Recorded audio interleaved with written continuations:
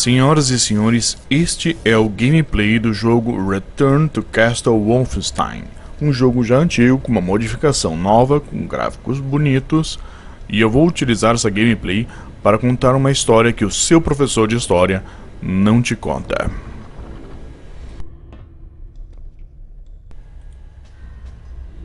A vanguarda da resistência conservadora, a verdadeira direita conservadora, fez críticas ferrenhas aos nacional-socialistas em 1934, e o seu professor de história, aquele socialista safado, nunca vai te contar essa história.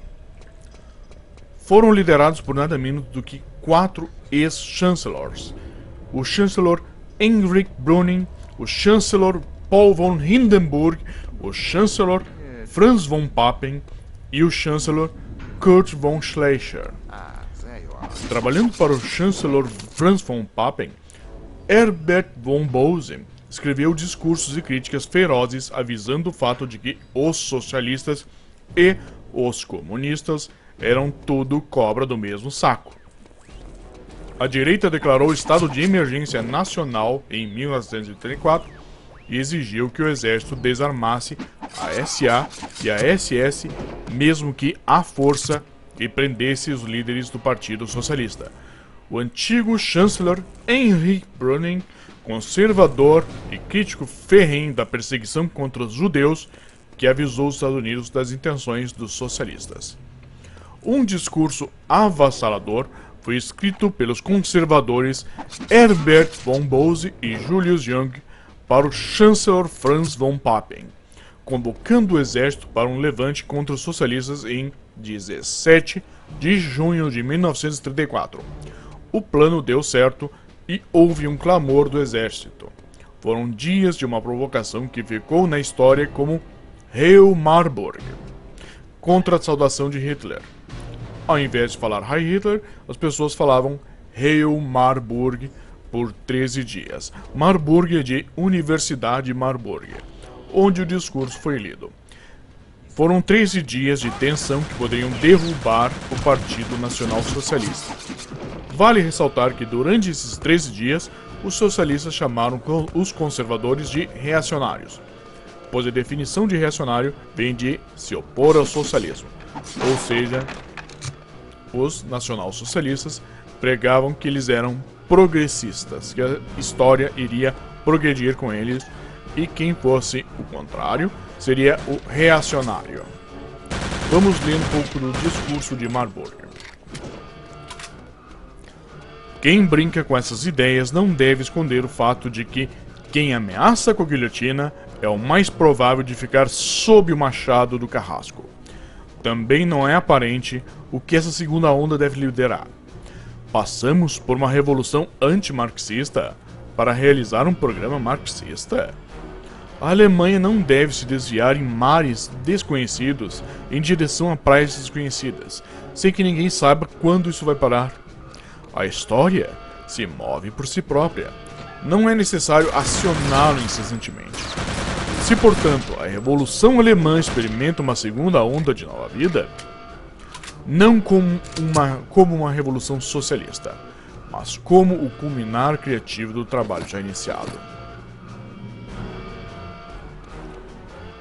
Na noite de 30 de junho de 1934, os socialistas iniciaram sua vingança, assassinando e prendendo todos os opositores. O seu professor de história, aquele safado, nunca vai lhe contar que o discurso conservador de Marburg poderia ter sim derrubado os nacional-socialistas.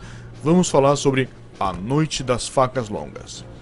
Ocorrido na noite de 30 de junho para 1º de julho de 1934, foi um massacre onde os nacional-socialistas assassinaram todos os opositores, precisamente todos os liberais e conservadores, além de rivais dentro do próprio Partido Nacional Socialista.